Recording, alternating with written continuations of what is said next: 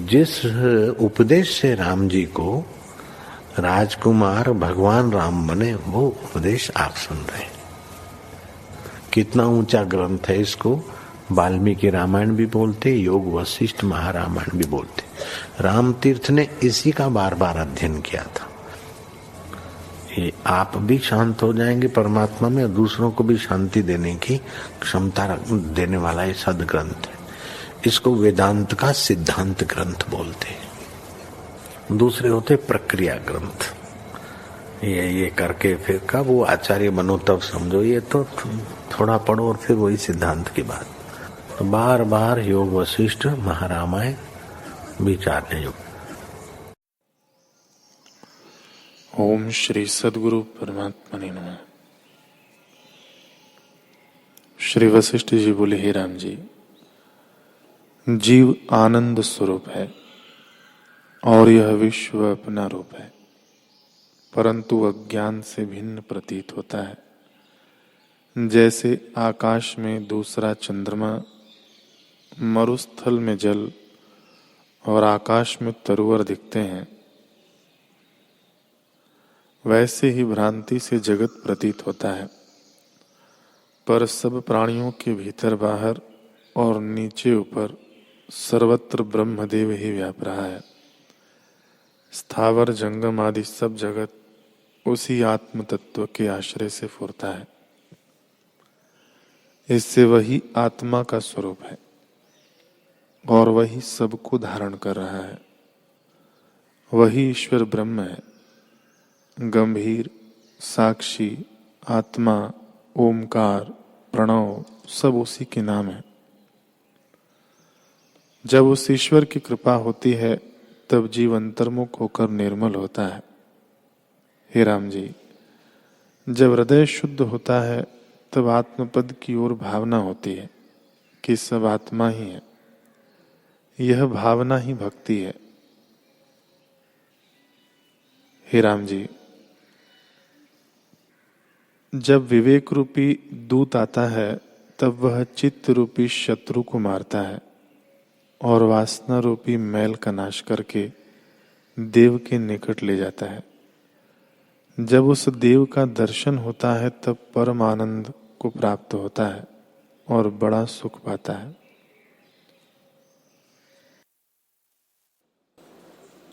ओम श्री सद्गुरु परमात्मने नमः। श्री योग वशिष्ठ महारामायण निर्वाण प्रकरण सर्ग 117। श्री वशिष्ठ जी बोले, हे रामचंद्र जी, यह विश्व स्वप्न के समान है। जैसे स्वप्न की सेना नाना प्रकार की दिखती है और शस्त्र चलते देख पड़ते हैं, पर आत्मा में इनका रूप देखना और मानना मिथ्या है। शब्द और अर्थ कोई आत्मा में नहीं है। आत्मा जगत से रहित है, पर जगत रूप में उसका भान होता है। अहम त्वम जो कुछ भासित होता है सो सब स्वप्नवत और भ्रम से सिद्ध हुआ है। जो सबका अधिष्ठान है वह सत्य है और सब उसी में कल्पित है। जो अनुभव से देखिए तो सब आत्म स्वरूप है और भिन्न देखिए तो कुछ नहीं। जैसे स्वप्न के देश, काल, पदार्थ सब अर्थाकार भासित होते हैं पर मिथ्या है, वैसे यह विश्व भ्रम से प्रकट होता है। शब्द अर्थ की अपेक्षा से वह और तू है और उनकी अपेक्षा से वह अहम है। वास्तव में दोनों नहीं, जो है सो आत्मा ही है। राम जी ने पूछा, हे भगवान, आपने कहा कि त्वम से अहम तक और अहम से त्वम तक सब स्वप्न की सेना की तरह मिथ्या है और अनुभव से देखिए तो आत्मरूप है। तो बताइए, हम स्वप्न सेना में हैं अथवा हमारा अहम आत्मा है। श्री वशिष्ठ जी बोले, हे रामचंद्र जी, अनात्म देहादिक में यह अहम भावना करना कि मैं हूं स्वप्न सेना के तुल्य है, और अधिष्ठान चिन्मात्र दृश्य और अहंकार से रहित अहम भावना करना आत्मरूप है। हे रामचंद्र जी, तुम आत्मरूप हो। यह विश्व सत भी नहीं और असत भी नहीं। जो अधिष्ठान रूप से देखिए तो आत्मरूप है, और जो अधिष्ठान से रहित देखिए तो मिथ्या है। वह अधिष्ठान शुद्ध आनंद रूप चित्त से रहित चिन्मात्र पर ब्रह्म है। उसमें अज्ञान से दृश्य देख पड़ता है। जैसे असम्यक दृष्टि से सीपे में रूपा भासित होता है, वैसे ही आत्मा में अज्ञानी दृश्य की कल्पना करते हैं। हे रामचंद्र जी, दृश्य अविचार से सिद्ध है। विचार करने से कुछ वस्तु नहीं होती, पर जिसके आश्रय में वह कल्पित है वह अधिष्ठान सत्य है। जैसे सीपी के हट जाने से रूपे की बुद्धि जाती रहती है, वैसे ही आत्मविचार से विश्व बुद्धि जाती रहती है। जैसे समुद्र में पवन से तरंग और चक्र उठते और प्रत्यक्ष होते हैं, पर विचार करने से तरंग चक्र में भी जल बुद्धि होती है, वैसे ही आत्मरूपी समुद्र में मन के उठने से विश्वरूपी तरंग चक्र उठते हैं, और विचार करने से तुमको मन के उठने में भी आत्मरूप भासित होगा। विश्वरूपी तरंग चक्र तुम्हें न भासित होंगे और भ्रम निवृत्त हो जाएगा। जो वस्तु स्फुरण में उपजी है वह स्फुरण न होने पर निवृत्त हो जाती है। यह विश्व अज्ञान से उपजा है और ज्ञान से लीन हो जाएगा। इससे विश्व को ब्रह्मात्र जानो। राम जी ने पूछा, है भगवान, आपने कहा कि ब्रह्मा रुद्र आदि और उत्पत्ति संहार करने तक सब विश्व ब्रह्मात्र है। इस ज्ञान से क्या सिद्ध होता है? यह तो प्रत्यक्ष दुखदायक लगता है। श्री वशिष्ठ जी बोले, हे रामचंद्र जी, जो कुछ देखते हो सो सम्यक दृष्टि से सब आत्मरूप है, कुछ भिन्न नहीं, और असम्यक दृष्टि से विश्व है। यह दृष्टि का भेद है। सम्यक असम्यक देखने में भी अधिष्ठान ज्यों का त्यों है। जैसे अंधकार में रस्सी सर्प जान पड़ती है और भयदायक होती है, और जो प्रकाश में देखिए तो रस्सी ही देख पड़ती है, वैसे ही जिसने आत्मा को जाना है उसको दृश्य संसार भी आत्मरूप है। अज्ञानी को विश्व प्रतीत होता है और दुखदायी होता है। जैसे मूर्ख बालक अपनी परछाई में वैताल की कल्पना कर डरता है और अपने अज्ञान से दुख पाता है, तो अगर यथार्थ ज्ञान हो तो वह भय क्यों पावे? हे रामचंद्र जी, जीव अपने ही संकल्प से आप बंधता है। जैसे कुसवारी नाम का कीड़ा अपने बैठने का स्थान बनाकर आप ही उसमें कैद होकर मरता है, वैसे ही अनात्म में अहम प्रतीति करके जीव आप ही दुख पाता है। हे राघव, जीव आप ही संसारी और आप ही ब्रह्म होता है। जब दृश्य की ओर जाता है तब संसारी होता है, और जब स्वरूप की ओर जाता है तब ब्रह्म आत्मा हो जाता है। इससे जो तुम्हारी इच्छा हो सो करो। जो संसारी होने की इच्छा हो तो संसारी बनो, और जो ब्रह्म होने की इच्छा हो तो ब्रह्म हो जाओ। मुझसे पूछो तो दृश्य अहंकार को त्याग कर आत्मा में स्थित हो रहो। यह विश्व ब्रह्मात्र है, वास्तव में नहीं। यही पुरुषार्थ है कि संकल्प से संकल्प को काटो। जब बाहर से अंतर्मुख होंगे तब ब्रह्म ही भासित होगा और दृश्य की कल्पना मिट जाएगी, क्योंकि यह दृश्य आगे भी नहीं था। हे रामचंद्र जी, जो सत वस्तु आत्मा है उसका अनेक यत्नों से भी नाश नहीं होता, और जो असत्य अनात्मा है उसके निमित्त यत्न कीजिए तो सत नहीं होता। जो सत्य वस्तु है उसका कदापि अभाव नहीं, और जो असत्य है उसका भाव नहीं होता। असत वस्तु तब तक भासित होती है जब तक उसको भली प्रकार नहीं जाना जाता। जब विचार से देखिए तब नष्ट हो जाती है। अविद्या के पदार्थ विद्या से नष्ट हो जाते हैं। जैसे स्वप्न का सुमेरु पर्वत सत्य हो तो जागृत में भी दिखे, इससे वास्तव में वह है ही नहीं। यह संसार जो तुमको दिखता है सो स्वरूप के ज्ञान से नष्ट हो जाएगा। हमसे पूछो तो हमको आत्मा से भिन्न कुछ नहीं दिखता, सब आत्मा ही है। यह भाव भी हम में नहीं कि यह जीव अज्ञानी है, किसी प्रकार इनका मोक्ष हो।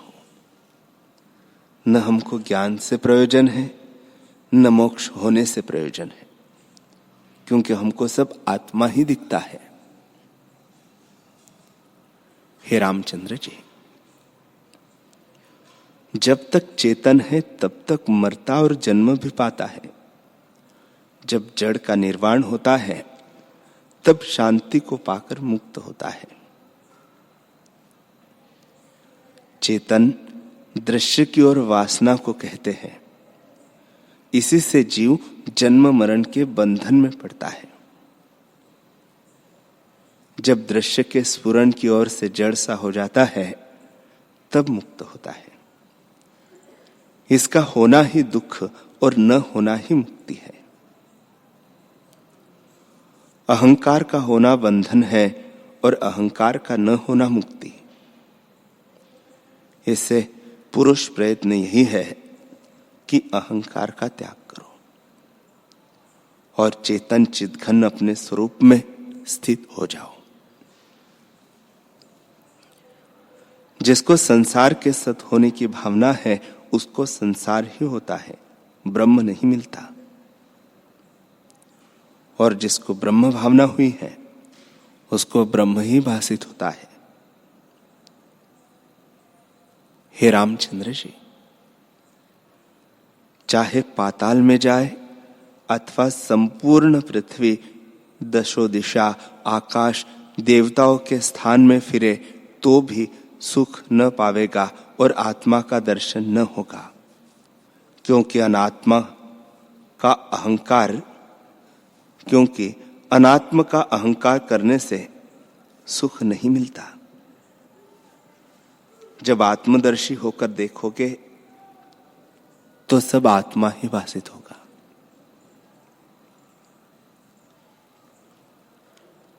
श्री वशिष्ठ जी बोले, हे रामचंद्र जी, यह संसार संकल्प मात्र और तुच्छ है। पर्वत, नदियां, देश और काल सब भ्रम से सिद्ध होते हैं।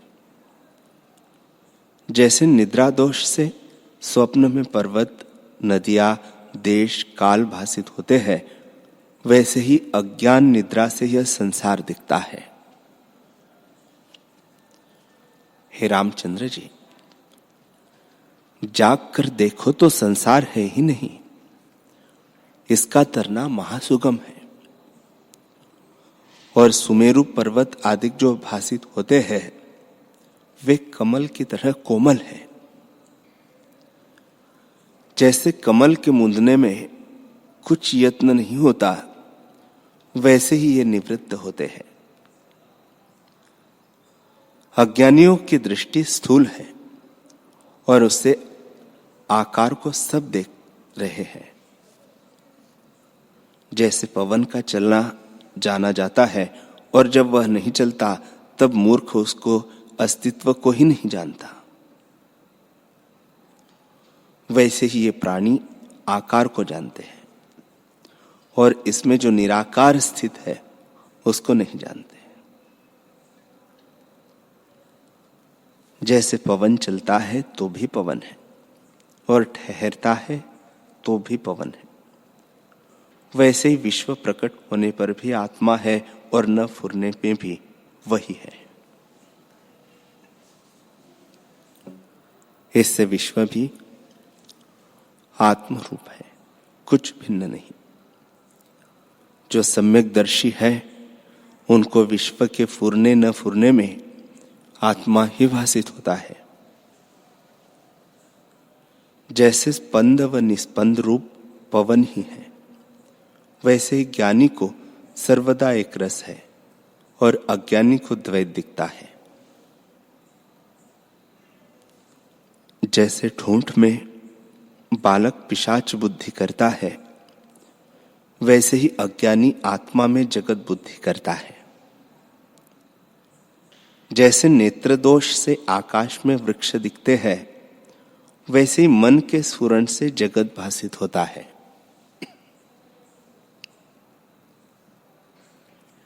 हे रामचंद्र जी, जैसे वायु का रूप कभी नहीं होता, वैसे ही जगत का अत्यंत अभाव है। जैसे मरुस्थल में जल का अभाव है, वैसे ही आत्मा में जगत का अभाव है। हे रामचंद्र जी, सुमेरु पर्वत, आकाश, पाताल, देवता, यक्ष, राक्षस इत्यादि सहित ऐसे अनेक ब्रह्मांड इकट्ठे करके विचार रूपी कांटे में रखे और पीछे आधी रत्ती डाले तो भी वे बराबर नहीं होते, क्योंकि है ही नहीं, अविचार सिद्ध है। स्वप्न के पर्वत जागने पर चावल भर भी नहीं रहते, क्योंकि है नहीं, भ्रम मात्र है।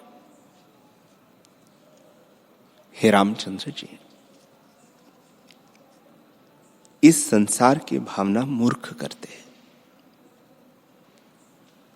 ऐसे जो अनात्मदर्शी पुरुष है, उनके ऐसे जानो जैसे लुहार की धोकनी से हवा निकलती है, वैसे ही उन पुरुषों की सांसें वृथा आती जाती है। जैसे आकाश में अंधेरी व्यर्थ उठती है, वैसे ही उन पुरुषों का जीना और अब सब चेष्टाएं व्यर्थ है। वे आत्मघाती है, अर्थात अपना नाश आप करते हैं। उनकी चेष्टाएं दुख का निमित्त है। हे रामचंद्र जी, यह मन अपने अधीन है। जो दृश्य की ओर होता है तो संसार होता है, और जो अंतर्मुख होता है तो सब आत्मा ही होता है। यह संसार मिथ्या है, न सत कहिए न असत कहिए। यह संसार भ्रम से हुआ है। ये जीव भूत, भविष्य और वर्तमान काल में विपरीत देखते हैं। जैसे अग्नि शीतल होती है, आकाश पाताल में, पाताल आकाश में, तारे पृथ्वी पर, पृथ्वी आकाश के ऊपर भी होती है। बादल बिना वर्षा होती है और आकाश में हल फिरते हैं, ऐसे कौतुक मैं देखता हूं। हे रामचंद्र जी, इसमें कुछ आश्चर्य नहीं। मन ही से सब कुछ होता है। जैसे मनोराज्य में होता है वैसा ही आगे स्थित होता है और उसकी सिद्धि होती है। पर्वतपुर में भिक्षुक के समान भिक्षा मांगते फिरते हैं, ब्रह्मांड उड़ते फिरते हैं, बालू से तेल निकलता है, मृतक युद्ध करते हैं, मृग गाते हैं और वन नृत्य करते हैं। हे राघव, मनोराज्य से सब कुछ बनता है। चंद्रमा की किरणों से पर्वत भस्म होते हैं, इसमें क्या आश्चर्य है। ऐसे यह संसार भी मनोराज्य है और शीघ्र संवेग है। इस कारण जीव उसको सत मानता है और आगे जो बालू से तेल आदि का निकलना कहा है उसको सत नहीं जानता, क्योंकि उसमें मृदु संवेग है, पर है दोनों तुल्य। हे रामचंद्र जी, जिसको सत और असत कहते हो, आत्मा में वे दोनों नहीं है। ये जो तुमको सत पदार्थ भासित होते हैं तो अग्नि आदि शीतल भी सत है, और जो ये मिथ्या भासित होते हैं तो वे भी मिथ्या है। केवल तीव्र और मृदु संवेग है। जब तीव्र संवेग दूर होता है तब सब मिथ्या माने जाते हैं। जैसे स्वप्न से जागा हुआ स्वप्न को मिथ्या और जागृत को सत्य कहता है, पर दोनों मनोराज्य है। हे रामचंद्र जी, जितने आकार देख पड़ते हैं उन सबको मिथ्या जानो। न तुम हो, न मैं हूं और न यह जगत है। परमार्थ सत्ता ज्यों की त्यों है, उसमें अहम तुम की भावना नहीं उठती। वह केवल शांत रूप, आकाश रूप और निराकार रूप है। उसमें कुछ भी द्वैत नहीं, केवल अपने रूप में स्थित है। जैसे बालक मृत्तिका के हाथी, घोड़े और मनुष्य बनाकर उसके नाम रखता है कि यह राजा है, यह हाथी है, यह घोड़ा है, सो वे सब मृत्तिका से भिन्न नहीं है, पर बालक के मन में उनके नाम भिन्न भिन्न दृढ़ होते हैं। वैसे ही मन रूपी बालक नाना प्रकार की संज्ञाओं की कल्पना करता है, पर आत्मा से भिन्न कुछ नहीं। इससे हे रामचंद्र जी, तुम किसका भय करते हो? निर्भय रहो। तुम्हारा स्वरूप शुद्ध, निर्भय और अविद्या के कारण कार्य से रहित है, उसी में स्थित रहो। यह संसार तुम्हारे स्फुरण में हुआ है। आत्मा न सत्य है न असत्य, न जड़ है न चेतन, न प्रकाश है न तम, न शून्य है न शून्य। शास्त्र ने जो विभाग कहे हैं कि यह जड़ है, यह चेतन है, सो इस जीव के जगाने के निमित्त कहे हैं। आत्मा में कोई वास्तव संज्ञा नहीं, केवल आत्म तत्व मात्र है। इससे दृश्य की कल्पना त्याग कर आत्मा में स्थित हो।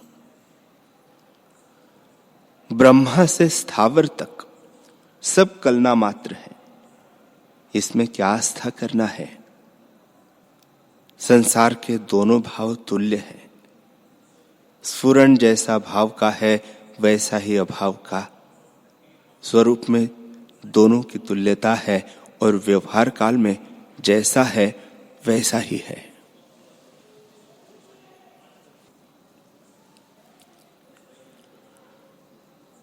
हरि ओम।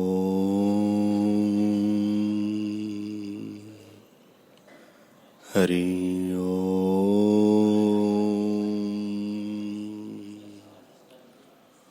ओम सहना भवतु सहनौ भुनक्तु सह वीर्यं करवावहे तेजस्विनावधीतमस्तु मा विद्विषावहे। ओम शांति शांति शांति। श्री सद्गुरुदेव भगवान की जय।